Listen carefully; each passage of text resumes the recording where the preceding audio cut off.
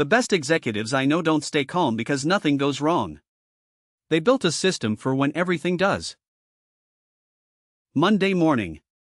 Your inbox has 47 unread messages.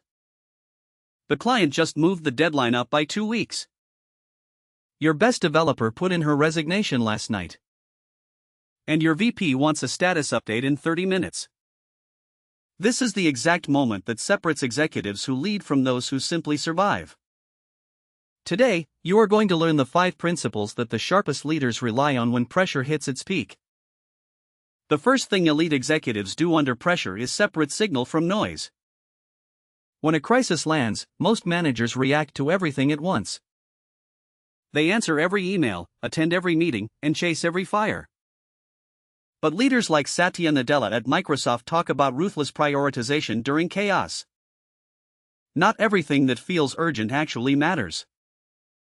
A McKinsey study on executive decision-making found that senior leaders spend 40% less time on low-impact tasks during crises compared to mid-level managers. The difference is not intelligence. It is filtering. When pressure mounts, grab a blank page and write down every demand hitting you right now.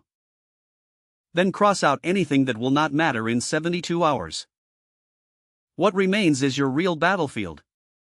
Fight only those fights. The second principle sounds simple, but almost nobody follows it consistently. Control what you can actually touch.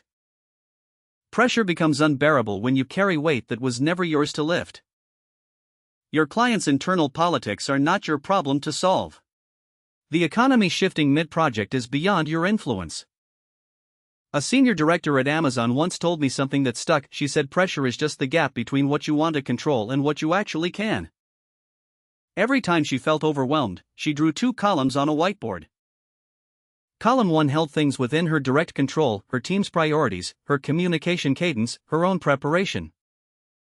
Column 2 held everything else, budget approvals from above, vendor delays, competitor moves. She poured energy only into column 1 and let column 2 exist without fighting it. That single habit kept her sane through 3 major product launches and a company restructuring. Most of the anxiety you carry at work lives in column 2. Recognize it, name it, and then redirect your effort where it actually produces results. Now, this next principle feels counterintuitive, especially in fast-paced corporate environments. Slow down to speed up.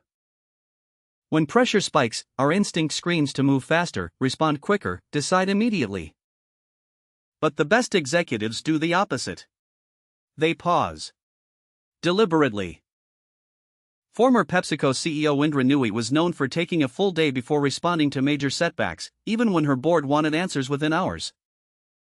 That pause was not laziness, it was strategic clarity. Rushing under pressure leads to reactive decisions that create new problems. You end up fixing the fix. A 2-minute pause before sending that heated reply can save you 2 weeks of damage control. A 30-minute walk before a crisis meeting lets you show up with a plan instead of panic. Train yourself to notice the moment your chest tightens and your typing gets aggressive. That is your cue to step back, not lean in harder. Breathe. Think. Then act with intention instead of adrenaline. The fourth principle is where most career advice falls short. Building a pressure routine is more important than any single coping trick. Executives who handle pressure well are not naturally calm people, they have rehearsed their responses.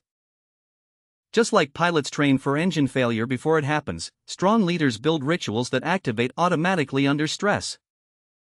Some keep a written decision framework they pull out during high-stakes moments.